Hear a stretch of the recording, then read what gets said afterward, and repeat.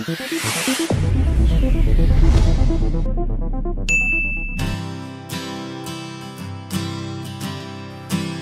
kembali bersama dengan kami di channel ini. Berbicara tentang perkembangan bahasa Indonesia, tidak dipungkiri lagi bahwa saat ini sudah berkembang jauh dari bahasa induknya. Indonesia sebagai negara kepulauan yang memiliki multi etnis, multi golongan, multi ras, dan multi bahasa, namun dalam berkomunikasi antar sesama terhubung dalam satu bahasa, yaitu bahasa Indonesia sebagai bahasa persatuan. Hampir semua warga negara Indonesia yang tersebar di belasan ribu pulau dalam berkomunikasi dengan warga negara yang berbeda suku ataupun etnis menuturkannya menggunakan bahasa Indonesia. Hal ini yang membuat profesor-profesor negara tetangga selalu membuat perbandingan antara bahasa Indonesia dengan bahasa di negaranya. Dan kita akan mereaksi sebuah video yang sedang viral saat wawancara dengan seorang profesor bahasa yang memang sangat peduli dengan bahasa Melayu. Kenapa kita tak boleh jadi macam Indonesia, yang semua orang berbahasa Indonesia kan? Kenapa kita tak boleh jadi macam tu, Prof?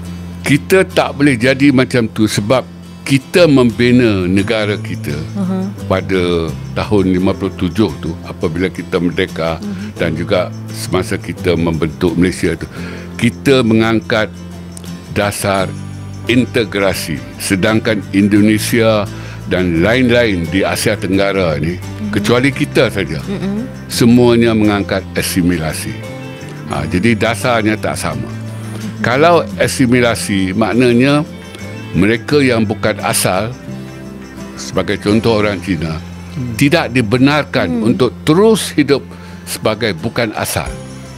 Kita dapat lihat di Indonesia kan, orang-orang Cina di sana, Cina itu kasar, jadi mereka ganti dengan istilah Tionghoa. Orang-orang Tionghoa di Indonesia memang fasih berbahasa Indonesia. Betul. Sebab dasar negaranya begitu, asimilasi. Ya, di Indonesia selain tercatat dalam Sumpah Pemuda bahwa bahasa persatuan adalah bahasa Indonesia, kemudian juga tertuang di dalam Undang-Undang Dasar 1945 pada pasal 36 yang juga menetapkan bahasa negara adalah bahasa Indonesia. Sehingga setiap warga negara Indonesia mempunyai hak dan kewajiban yang sama dalam berbahasa Indonesia.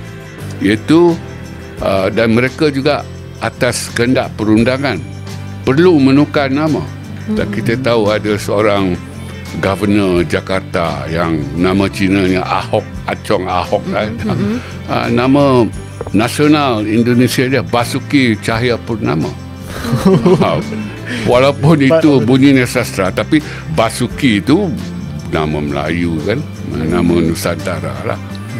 Dalam kehidupan nasional, beliau dikendaki meninggalkan nama Tionghoa, dan orang Indonesia tidak membenarkan keluarga Tionghoa dan komuniti Tionghoa itu berbahasa Cina sesama mereka. Mereka kata ini Indonesia, kalau mau tinggal di sini mesti berbahasa Indonesia. Jadi dasar itu. Ya, sedikit kita memberikan klarifikasi. Di Indonesia tidak membatasi seseorang menggunakan bahasa apapun selama ia menjadi warga negara Indonesia. Dia memang harus wajib berbahasa Indonesia, karena yang hidup dan menjadi warga negara Indonesia bukan hanya dari satu golongan atau satu etnis saja. Kita memilih integrasi, iaitu kita membenarkan yang bukan asal ini untuk terus hidup sebagai bukan asal, walaupun dalam kehidupan nasional. Seperti orang Cina, mereka ada sekolah. Kita beri nama sekolah Berdekila, tetapi nama rasminya adalah sekolah kebangsaan, sekolah negara tu. Jenis kebangsaan, maknanya separuh kebangsaan lah, ala-ala kebangsaan, tapi masih kebangsaan.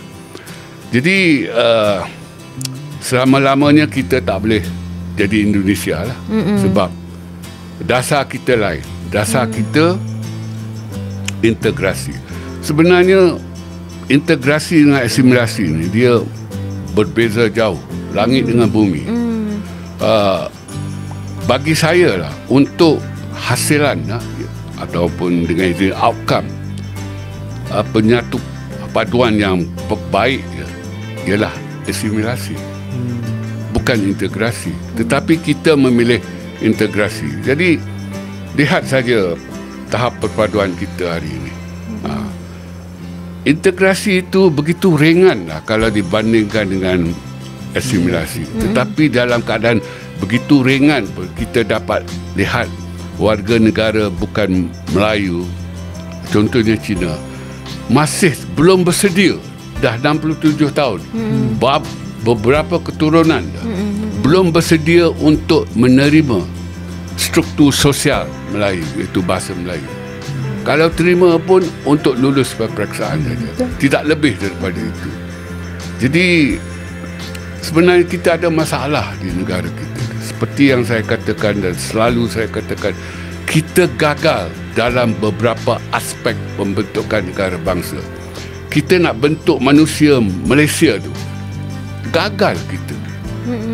Di Indonesia, tengok manusia Indonesia yang bukan asal itu Cina, pakai nama Indonesia, nama Jawa lagi kan, fasih berbahasa Indonesia, dah hilang bahasa Cinanya. Jadi dari segi pembentukan negara bangsa manusia Indonesia tu, mereka berjaya 100%. Kita tak berjaya. Kita masih ada warga negara yang, kalau bahasa kasarnya, sepatah haram pun tak tahu tentang bahasa negara. Betul.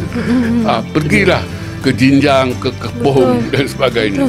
Kalau dahulu orang Melayu sesat di Jinjang itu sampai malam, sesatlah di situ. Sebab berhenti tanya, tak akan dapat jawapan. Sebab mereka tak boleh berbahasa Melayu. Jadi sekarang nasib baik ada Waze dan kalau tidak, kalau dahulu tidurlah kat sana. Prof, sebenarnya macam yalah, apa yang Prof kata tadi mengingatkan saya macam di era zaman universiti lah. Sebab kalau kita lihat macam meskipun ada universiti yang ada menerima pelbagai bangsa dan juga kaum, tapi saya lihat macam kesan penggunaan bahasa ni dia memberi impak kepada paruan. Contohnya macam kalau pelajar-pelajar tu Melayu, kat situ Melayu. Kalau Cina, dia Cina je Prof. Dia bergaul.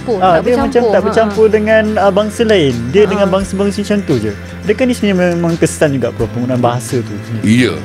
Jadi Cina dengan Cina, Melayu dengan Melayu, India dengan India, dan India dengan Cina boleh bergaul lagi lah atas nama bukan Melayu.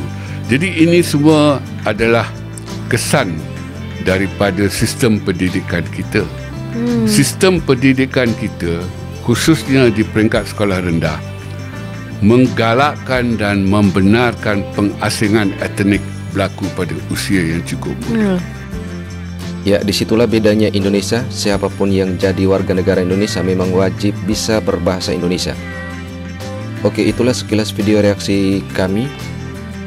Semoga bermanfaat dan terima kasih untuk Anda yang setia menonton video ini hingga usai.